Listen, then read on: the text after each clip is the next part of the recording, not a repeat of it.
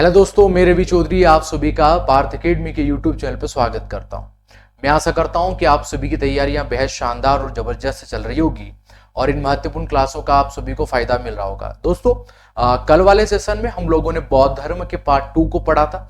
यदि आप लोगों ने बौद्ध धर्म के पार्ट 1 और पार्ट 2 को नहीं देखा है तो प्लेलिस्ट बना दी गई है पार्थ के यूट्यूब चैनल पे, आप वहां से जाके पढ़ सकते हैं।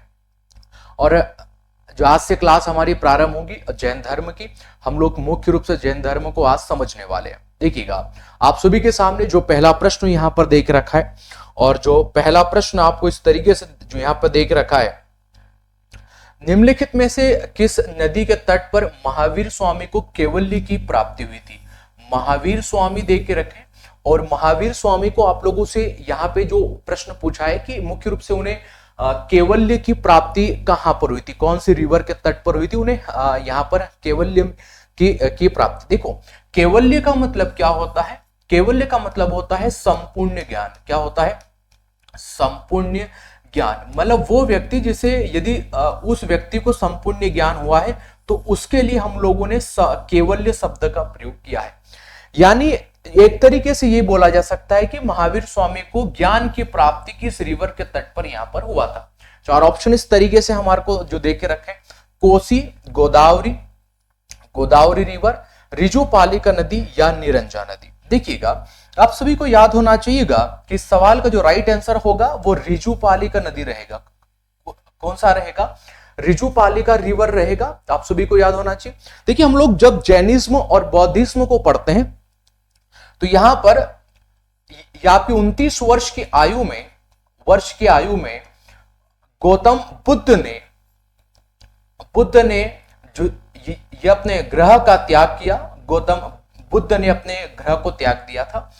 वहीं पर जो जैनिज्म हुआ, मुख्य रूप से जैन धर्म हमें देखने को मिला, और जैन धर्म के में कुल मिलाकर 24 तीर्थकर हुए, और 24 तीर्थकरों में से जो महावीर स्वामी हुए 24वें महावीर स्वामी ने क्या किया कि 30 वर्ष की आयु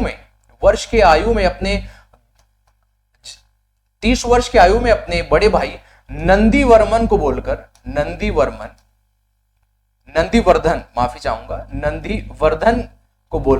ग्रह का त्याग किया।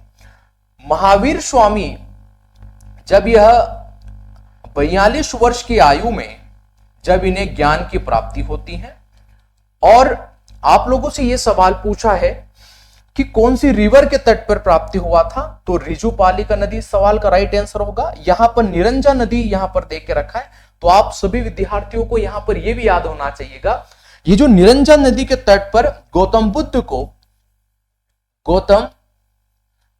को यहीं पर क्या हुआ था? ज्ञान की प्राप्ति हुआ था। क्या हुआ था? यहीं पर ज्ञान की प्राप्ति हुआ था।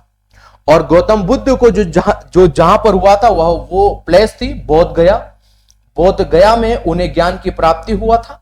रिवर का नाम था निरंजना। ये सब आप लोगों को यहां पर याद होना चाहिए। जो हमारे सवाल का राइट आंसर होगा ऑप्शन नंबर सी हम लोगों को यहां पर देखने को मिलेगा। चलिएगा, बढ़ते हैं नेक्स्ट प्रश्न पर। और जो अगला प्रश्न हम लोगों को यहां पर देख रखा है कि 23वें तीर्थकर निम्नलिखित में से कौन से स्थान से संबंधित है।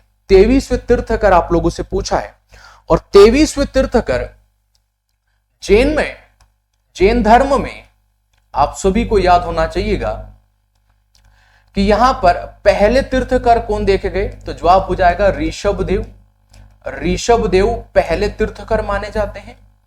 23वें तीर्थकर कौन माने जाते हैं, तो जवाब हो जाएगा कि स्वामी पार्श्वनाथ जैन धर्म के 23वें तीर्थकर माने गए।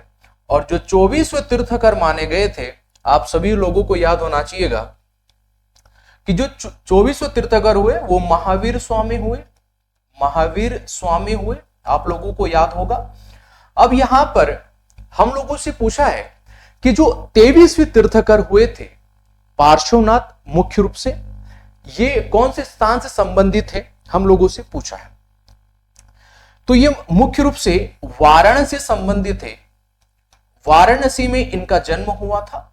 इनके जो माता का नाम था वो मावा था। इनके जो पिता थे वो अश्विनी थे। कौन थे? अश्विनी। आप सभी को यहां पर पिता और माता का नाम भी यदि पूछ लेगा तो आप लोगों को यहां पर याद होना चाहिएगा। वामा, वामा माफी चाहेंगे, इनकी माता का नाम था वो वामा था। वामा इनकी माता जी का नाम था और जो इनके फादर हुआ करते थे वो थे अश्विनी।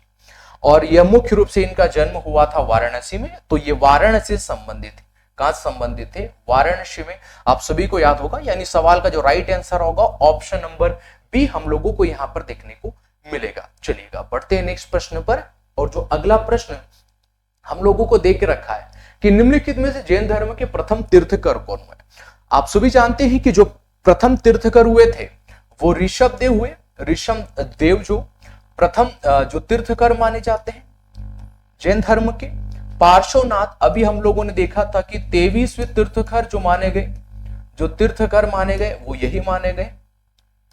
और महावीर स्वामी जो थे, महावीर स्वामी जैन धर्म के 24वें तीर्थकर माने जाते हैं। और यहां पर एक और नया नाम दे के रखा है जिसका नाम है अरिष्ट नेमी। तो ये जो अरिष्ट नेमी है ये 22वें तीर्थकर, ये जैन धर्म के 22वें तीर्थकर माने गए। आप लोगों को अच्छे तरीके से याद होगा। तो 22वें जो तीर्थकर माने गए थे वो यहां पर आप लोगों को याद होगा कि यहां पर मुख्य रूप से अरिष्ट नेमी जो माने गए थे। पहले हम लोगों से पूछा था और पहले हम लोगों से सवाल पूछा है तो जवाब हो जाएगा यहां पर ऋषभ देव। कौन थे? ऋषभ देव। आप सभी को यहां पर याद होना चाहिएगा। तो सवाल का राइट आंसर होगा ऑप्शन नंबर ए हम लोगों को यहां पर देखने को मिलेगा। चलिएगा बढ़ते हैं नेक्स्ट प्रश्न पर। और जो अगला प्रश्न हम लोगों को जो यहां पर देख रखा है, वो अगला प्रश्न जो देख रखा है कि ये एक प्रकार का संप्रदाय है और जो संप्रदाय का नाम है आजीवक संप्रदाय। कौन सा संप्रदाय? आजीवक संप्रदाय के धर्म गुरु का नाम आप लोगों को बताना है। सुदास मखलीपुत गोशाल, इनका पूरा नाम है मखलीपुत गोशाल, या उपाली या फिर जानंद हम लोगों को देखने को मिला। तो यहां पर एक प्रमुख रूप से एक संप्रदाय देखने को मिला और संप्रदाय हमारे पास में हुआ था, जो हुआ करता था। और इसके प्रमुख रूप से धर्मगुरु कौन माने गए हम लोगों से जो पूछा है, आजीवक संप्रदाय। देखिएगा हमें मुख्य रूप से महावीर स्वामी देखने को मिले, महावीर स्वामी। और महावीर स्वामी के समय काल में एक जमाली जिसने बहुरवाद एक संप्रदाय का यह जनक माना गया। और वहीं पर मखली पुत्र गोशाल, मखली पुत्र गोशाल एक विद्वान हुआ। और जो यह विद्वान हुआ करता था, यह जो नास्तिक परंपरा होती है, नास्तिक परंपरा में जो सबसे श्रेष्ठ संप्रदाय माना गया है वह आजीवक संप्रदाय माना गया है। आजीवक संप्रदाय माना गया है। तो यदि आप लोगों से सवाल पूछेगा कि आजीवक संप्रदाय का जनक कौन हुआ, तो जवाब हो जाएगा कि मखलीपुत गोशाल हुआ। और यह नास्तिक परंपरा का जो सर्वश्रेष्ठ संप्रदाय भी माना गया है। और यह दोनों ही महावीर स्वामी के समकालीन हुए थे। तो जो सवाल का राइट आंसर होगा ऑप्शन नंबर बी देखने को मिलेगा। सुदास कौन हुआ था? हम लोगों ने ऋग्वेद को पढ़ा था और ऋग्वेद के 7वें मंडल में हमने एक दशराज युद्ध देखने को मिला। और यह दशराज जो युद्ध हुआ करता था, इसमें एक तरफ भरत और एक तरफ जो आर्यंस हुआ करते थे, 10 आर्यंस का उल्लेख हमें देखने को मिलेगा। और भरत की ये जो भरत वंश की तरफ से सुदास ने युद्ध किया था, सुदास ने युद्ध किया और सुदास इस युद्ध को जीतता है। यहां पर आनंद दे के रखा है। तो यहां पर आनंद जो बौद्ध धर्म हुआ और गौतम बुद्ध हुए, गौतम बुद्ध का जो प्रिय शिष्य हुआ वो आनंद हुआ करता था। आप लोगों को याद होना चाहिएगा। और यही आनंद के द्वारा आप सभी को यह भी याद होगा कि यही आनंद ने सुत पिटक ग्रंथ भी लिखा था। सुत पिटक ग्रंथ लिखा था। यहां पर हम लोगों को उपाधि दे के रखा है जिसने विनय पिटक लिखा था। क्या लिखा था? विनय पिटक लिखा था। ये इतना सारा आप सभी को यहां पर याद होना चाहिएगा। चलिएगा बढ़ते हैं नेक्स्ट प्रश्न पर। और जो अगला प्रश्न हम लोगों को यहां पर दे के रखा है कि निम्नलिखित में से कौन से स्थान पर पार्श्वनाथ संबंध होने के कारण उसे जैन सिद्ध क्षेत्र माना जाता है? जैन सिद्ध स्थल इन चारों ऑप्शन में कौन सा माना जाता है? देखिए कहीं ना कहीं ऐसा माना जाता है कि 24 तीर्थकर हुए जैन धर्म में, और इन 24 तीर्थकर में जो 20 को जहां पर ज्ञान की प्राप्ति हुआ था, यहां पर वो सम्मेद सीकर में हुआ था। कहां पर? सम्मेद सीकर। अब ये सम्मेद सीकर जो क्षेत्र पड़ता है ये झारखंड में पड़ेगा। कहां पर पड़ेगा? झारखंड में पड़ेगा। और एक जिले का नाम है गिरिडीह।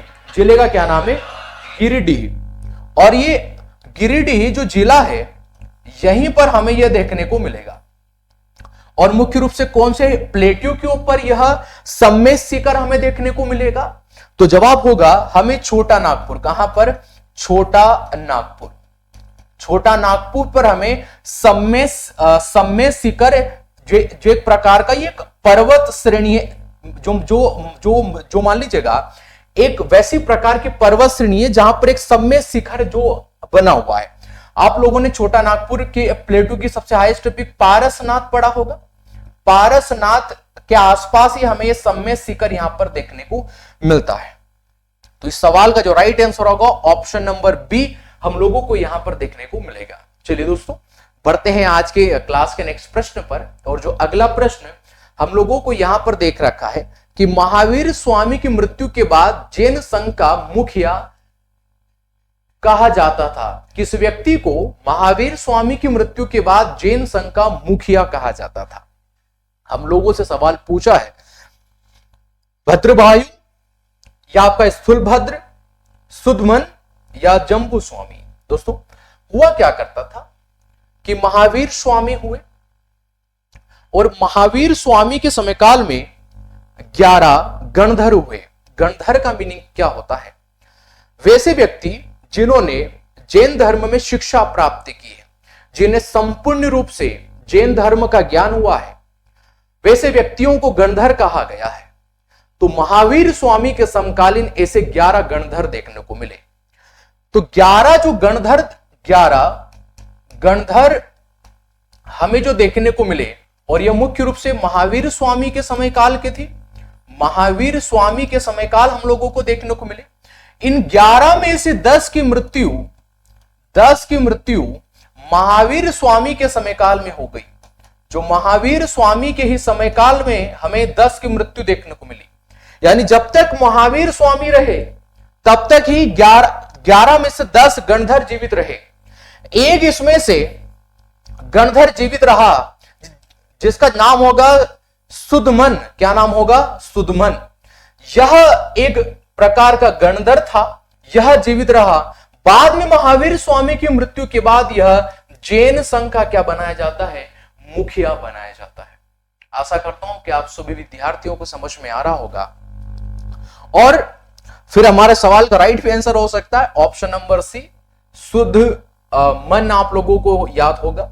यहां पर 2 ऑप्शन है जो दे के रखे हैं, भद्रवायु या स्थूलभद्र। देखिएगा जो मगध क्षेत्र हुआ करता था, तो मगध क्षेत्र में जब भीषण अकाल पड़ा, जब खाने और पीने की व्यवस्था मगध वाले क्षेत्र में नहीं हुआ करती थी, उस समय कुछ जो जैन को मानने वाले व्यक्ति है वह दक्षिण भारत का रुख किया। वह व्यक्ति दक्षिण भारत गए। जो व्यक्ति दक्षिण भारत गए उन सब का नेतृत्व भद्रवायु के द्वारा, भद्रबाहु के द्वारा किया गया।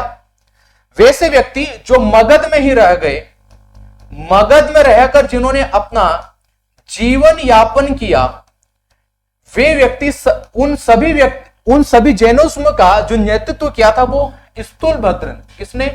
स्थूलभद्र ने सभी जैन लोगों का नेतृत्व किया था।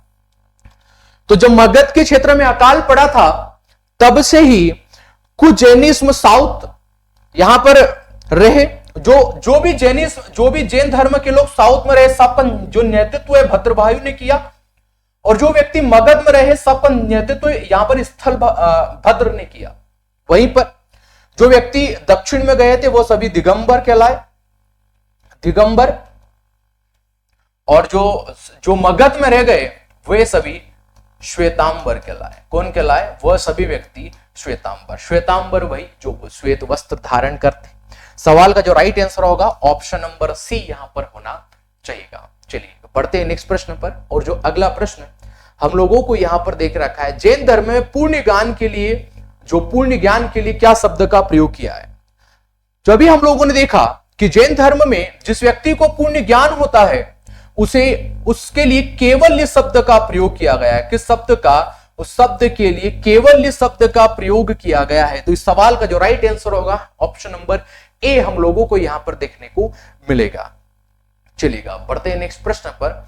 और जो अगला प्रश्न हम लोगों को यहां पे देखा कि समाधि मारन किस दर्शन से संबंधित है। समाधि मारन, what is the meaning of समाधि धारण? समाधि धारण शब्द का मीनिंग क्या हो सकता है? तो समाधि धारण जो शब्द का मीनिंग होता है, देखिएगा ये किस धर्म से संबंधित है। या तो आप समाधि मारन बोले इसे, समाधि मारन बोले, या आप इसे सल्लेखना विधि बोले। तो जैन धर्म में सल्लेखना और समाधि मारन विधि का प्रयोग किया जाता है। जब अंत समय जो बड़े जैन धर्म गुरु होते हैं वो अपने प्राण त्याग देते हैं, मतलब वो खाना पीना छोड़ देते हैं, एकांत में बस जाते हैं। वो लोग जिस प्रक्रिया का उनके द्वारा पालन किया जाता है उसे समाधि मारन या सल्लेखना विधि कहा जाता है।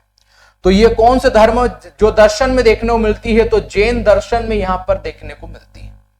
आप सभी को याद होना चाहिए योग दर्शन हमें देखने को मिलेगा, जिस दर्शन का प्रतिपादक ऋषि गौतम हुए। कौन हुए? ऋषि गौतम हमें देखने को मिला। आप लोगों को याद होगा। सवाल का जो राइट आंसर होगा ऑप्शन नंबर बी यहां पर होना चाहिएगा। चलिएगा बढ़ते हैं नेक्स्ट प्रश्न पर।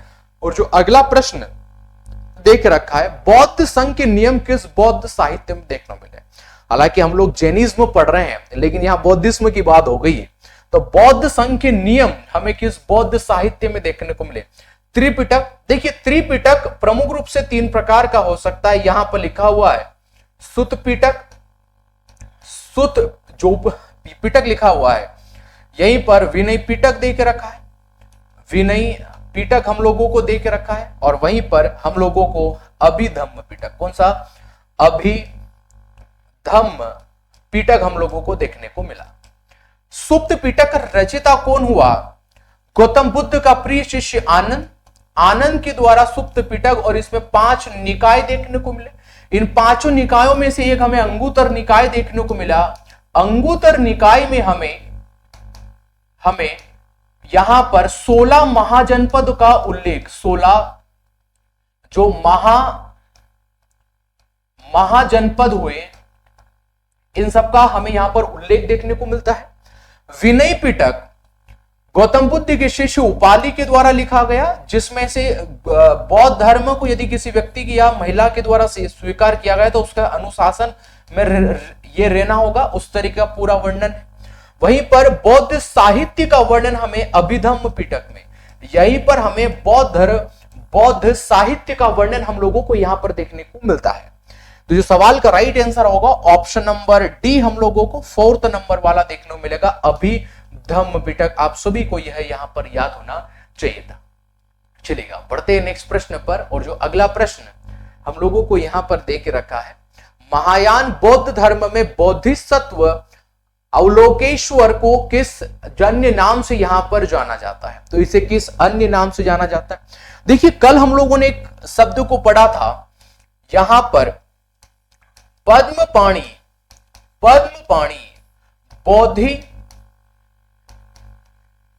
बोधिसत्व, हम लोगों ने इसको पढ़ा था।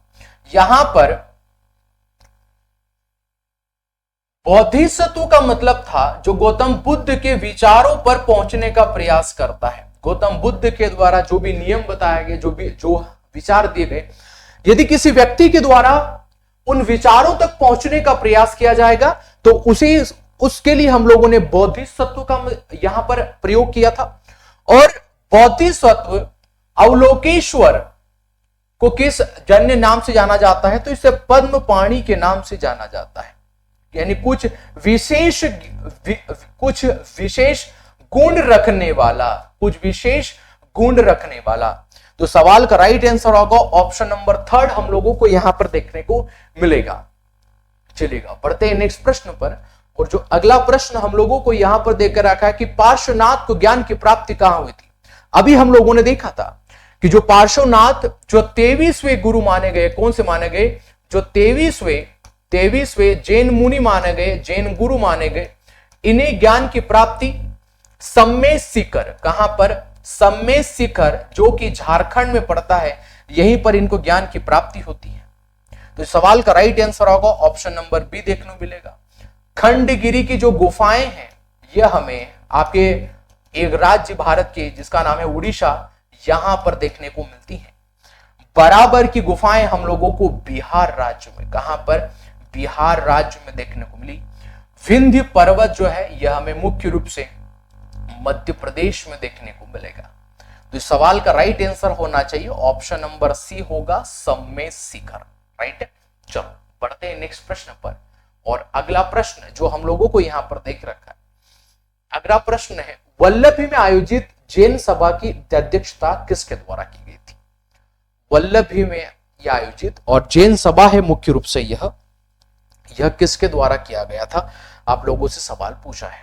देखिए, 2 जैन सभाएं हमें देखने को मिलेगी और जो पहली जैन सभा हमें देखने को मिलेगी वो 522 बीसी के समय काल में हमें पाटलिपुत्र, कहां पर पहली हमें कहां देखने को मिली? पाटलिपुत्र में देखने को मिली। इसका अध्यक्ष था वो था यहां पर स्थूलभद्र। कौन था? स्थूलभद्र यहां पर मुख्य रूप से यहां पर अध्यक्ष था, आप सभी को याद होगा। और यह मुख्य रूप से जो चंद्रगुप्त जो मौर्य था, इसके कालखंड के समय काल में हमें यह देखने को मिलती है। जो सेकंड नंबर की बौद्ध सभा का आयोजन किया गया वो लगभग 540 लगभग आप लोगों के एडी के समय काल में वल्लभी में किया गया। कहां पर किया गया? वल्लभी में जो इसका आयोजन किया गया। तो जिस समय अध्यक्ष हुआ करते थे वो देवर्धि गण, कौन हुआ करते थे? आप सभी को याद होना चाहिएगा, देवर्धि जो गण थे यह मुख्य रूप से इस सभा के यहां पर अध्यक्ष हुआ करते थे। मैं आशा करता हूं कि आप सभी को यहां पर समझ में आ रहा होगा। और यह वल्लभी कहां पर पड़ती है?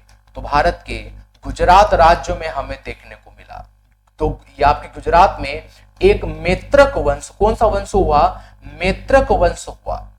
और यही मैत्रक वंश का श्रवसेन कौन हुआ करता था? इसी जो मैत्रक वंश का, ये जो मैंने आप लोगों को मैत्रक वंश पढ़ाया है, इसी मैत्रक वंश का एक शासक हुआ करता जिसका नाम था श्रवसेन। क्या नाम हुआ? श्रवसेन। यह प्रमुख शासक हुआ करता था जब हमें द्वितीय बौद्ध जैन सभा हम लोगों को देखने को मिलती है।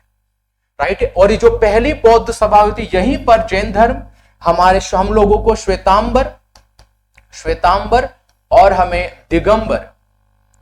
दिगंबर 2 शाखाओं में बढ़ता हुआ हम लोगों को यहां पर दिखता है। तो सवाल का राइट आंसर होगा ऑप्शन नंबर ए। इस सवाल का बिल्कुल यहां पर राइट आंसर होगा। आप सभी को यहां पर आना चाहिए। चलेगा, बढ़ते हैं नेक्स्ट प्रश्न पर। और जो अगला प्रश्न हम लोगों को देख रखा है कि महावीर स्वामी ने चरवत संघ की स्थापना कहां पर किया था? और महावीर स्वामी ने जो चरवत संघ की यहां पर स्थापना किया था, मैंने आप लोगों को समझाया था कि जो व्यक्ति जिसे संपूर्ण बौद्ध धर्म का ज्ञान होता था उसे गणधर कहा जाता था। तो महावीर स्वामी के समय काल में 11 गणधर देखने को मिले। और सुदमन जो अंतिम हमें गणधर जो देखने को मिला, गणधर देखने को मिला, यह चरवत जो संघ था, मैंने बताया था कि महावीर स्वामी के समय काल में जो 11 गणधर हमें देखने को मिले, उसमें से एक ही जीवित रहा जिसका नाम हुआ करता था हमें मुख्य रूप से यहां पर सुदमन। कौन हुआ करता था? सुदमन। यह प्रमुख रूप से अध्यक्ष हुआ करता था। महावीर स्वामी ने चरवत संघ की स्थापना की थी और यह पावा में की थी। कहां पर किया था? पावा में किया था। और जो इसका अध्यक्ष जो नियुक्त हुआ था वो सुदमन हुआ था, हुआ करता था सुदमन।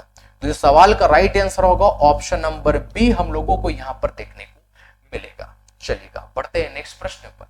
और अगला प्रश्न हम लोगों को यहां पर देखने को मिलेगा कि एडविन या फिर एर्नाल्ड की पुस्तक द लाइट ऑफ यहां पर एशिया में यह आधारित है। तो एक ये राइटर हुआ जिसका नाम था एडविन, इसने एक प्रसिद्ध पुस्तक लिखी the light of the Asia, यानी ये आपके एशिया का ज्योतिपुंज, ये आपके एशिया का ज्योतिपुंज, इसका मतलब होता है एशिया का ज्योतिपुंज। और आप सभी को याद है कि एशिया का ज्योतिपुंज गौतम बुद्ध को कहा जाता है, गौतम बुद्ध को कहीं ना कहीं कहा जाता है। और यह आधारित थी दिव्य ये वदान पर, ललित विस्तार पर, सुत पिटक पर, या आप लोगों के अभिधम्म पिटक। सवाल राइट आंसर होगा ललित विस्तार पर यह आधारित जो पुस्तक देखने को मिलती। यहां पर गौतम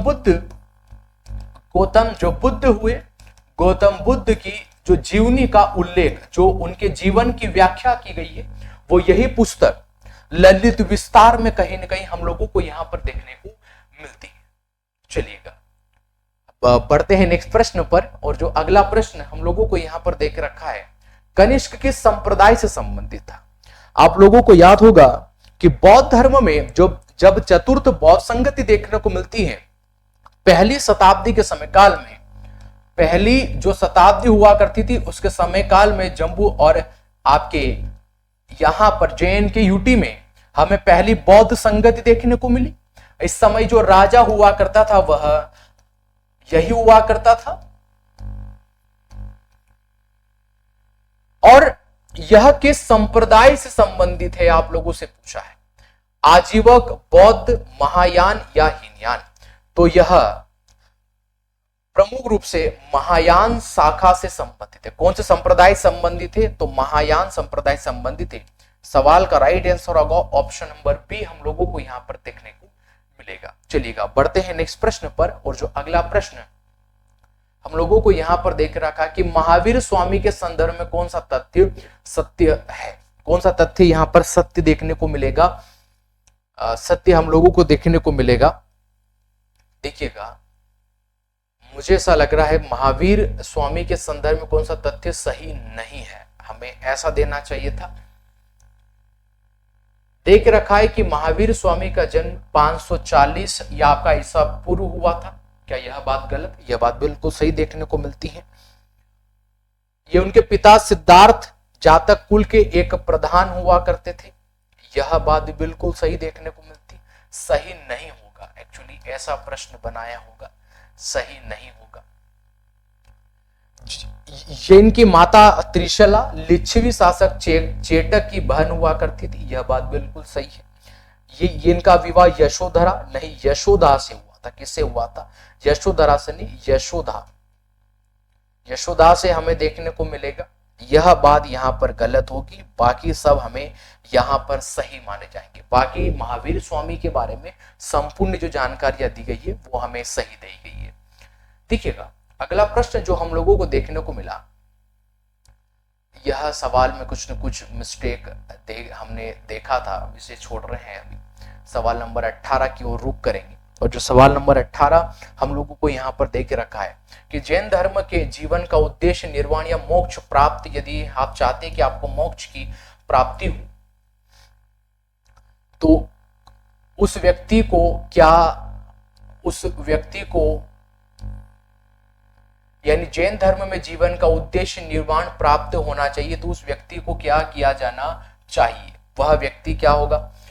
क्या वो व्यक्ति को 3 रत्न और 5 व्रत का जो ज्ञान होना चाहिए, क्या इनका पालन होना चाहिए, या अभ्यास, फिर आपके यहाँ पर अहिंसा, सभी जीवित प्राणियों को चोट न पहुंचाना, क्या यह व्यक्ति के द्वारा किया जाएगा तो क्या उस व्यक्ति को मोक्ष की कहीं ना कहीं प्राप्ति हम लोगों को देखने को मिलेगी?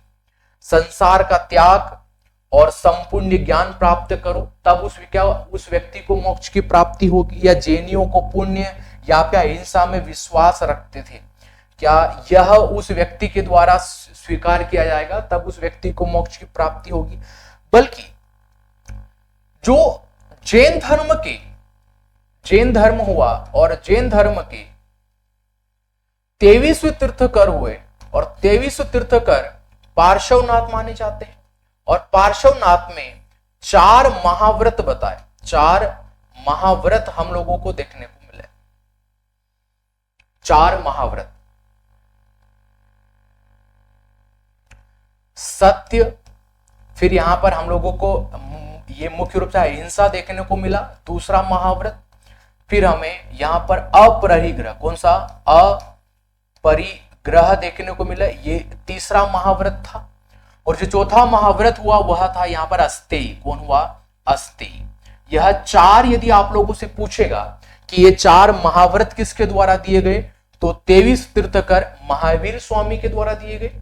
और जो 5वां, हम सभी को जो 5वें नंबर का महाव्रत देखने को मिलेगा वह महावीर स्वामी ने दिया था, और जिसका नाम था यहां पर ब्रह्मचार्य।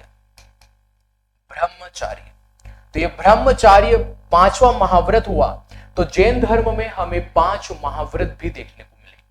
हमें सत्य, अहिंसा, आप लोगों का अपरिग्रह, अस्तेय और ब्रह्मचार्य, ये 5। यदि पूछेगा कि 5वां किसके द्वारा दिया गया था, तो यह जो जैन धर्म के 24वें जो तीर्थकर हुए महावीर स्वामी के द्वारा दिया गया। तो 3 रत्न भी देखने को मिलेंगे, सम्यक दर्शन, सम्यक ज्ञान और सम्यक आचरण।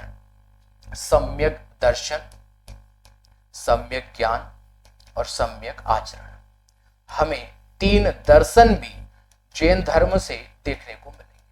तो यदि ये 3 रत्न किसी व्यक्ति के द्वारा और 5 महाव्रत का पालन किया जाता है, तो ऐसा माना जाएगा उस व्यक्ति ने मोक्ष की क्या कर ली है, प्राप्ति कर ली है। तो आप सभी को यहां पर याद होना चाहिएगा। और जो नेक्स्ट प्रश्न हम लोगों को यहां पर देख के रखा है, नेक्स्ट प्रश्न है कि जैन धर्म में संबंधित निम्नलिखित में से कौन सा तथ्य एक सही है, कौन सा तथ्य एक सही माना जाएगा। देखिए, और ये तो पहला तो वैसे ही रिपीट हम लोगों ने कर दिया है। पाटलिपुत्र में हुई परिषद के पश्चात जो जैन धर्म के लोग भद्रबाहु, पाटलिपुत्र में हुई परिषद के पश्चात जो जैन धर्म के लोग भद्रबाहु के नेतृत्व में रहे, क्या वह श्वेतांबर के नाम से जाने गए। देखिए, पहली बात तो याद होना चाहिएगा, हमने बताया था कि जब मगध क्षेत्र हुआ करता था, जब उसमें भीषण अकाल हम लोगों को देखने को मिलेगा, तो उस अकाल के समय काल में जो लोग मगध में रहे उन सब का नेतृत्व यहां पर स्थूल भद्र के द्वारा किया गया। वहीं पर जो लोग दक्षिण भारत के दक्षिण में चले गए उन सब का नेतृत्व भद्रबाहु, किस व्यक्ति के द्वारा, भद्रबाहु के द्वारा कहीं ना कहीं किया गया। तो जो दक्षिण में गए सभी जैन संत वे सभी दिगंबर कहलाए, दिगंबर हमें देखने को मिले। और जो आपके मगध में रहे वे सभी हमें श्वेतांबर, कौन देखने को मिले, श्वेतांबर देखने को मिले। यहां पर देख रखा कि पाटलिपुत्र में तो रहे लेकिन क्या श्वेतांबर कहलाए, लेकिन वह स्थूल भद्र के संरक्षण में रहे, न कि भद्रबाहु के यहां पर संरक्षण में हम लोगों को देखने को मिले। प्रथम शतक ईसा पूर्व में जैन धर्म को कलिंग के राजा खोरवेल का समर्थन मिला था। यह बात बिल्कुल सही है, यहां पर यही पॉइंट है, यहां पर सही माना जाएगा। यानी इस सवाल का जो राइट आंसर होगा ऑप्शन नंबर सी हम लोगों को यहां पर देखने को मिलेगा। और हर बार की तरह दोस्तों ये अंतिम प्रश्न और रहा है, हमारे पास प्रश्न रहे हैं, हम लोगों को देख रखा है कि जैन साहित्य का संकलन किस भाषा और लिपि में देखने को मिलेगा। देखिएगा, लगभग जैनिज्म और बौद्ध धर्म, जैन व बौद्ध धर्म हम लोगों को देखने को मिलेंगे। और जैन साहित्य को क्या कहा जाता है, जैन साहित्य कहीं ना कहीं एक शब्द जिसका नाम है आगम कहा जाता है, आप सभी को याद होगा। जैन धर्म में जो मुख्य रूप से जो अपने प्रवचन दिए, जो अपने उपदेश दिए, यह प्राकृत भाषा, कौन सी भाषा, प्राकृत व या आपकी यहां पर जर्द मगधी, यही प्राकृत और आपकी जर्द मगधी भाषा हम लोगों को जैन धर्म में मुख्य रूप से देखने को मिलती है।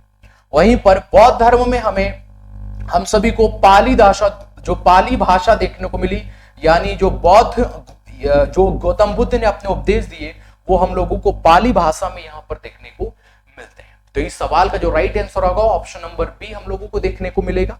चलिएगा अंतिम प्रश्न और भी रहा, यही अंतिम प्रश्न है आज की क्लास का और आप सभी के लिए होमवर्क है। आप सभी को कमेंट बॉक्स में इस सवाल का मुझे जवाब देना है। एक ग्रंथ है कल्पसूत्र, कल्पसूत्र की रचयिता कौन है? भद्रबाहु या आपका स्थूलभद्र, हेमचंद्र या स्वयंभू? क्या होगा इस सवाल का राइट आंसर? आप सभी विद्यार्थियों को हमें कमेंट बॉक्स में बताना है। ठीक है दोस्तों, आज की क्लास में इतना ही, मिलते हैं नेक्स्ट वीडियो में, तब तक के लिए धन्यवाद।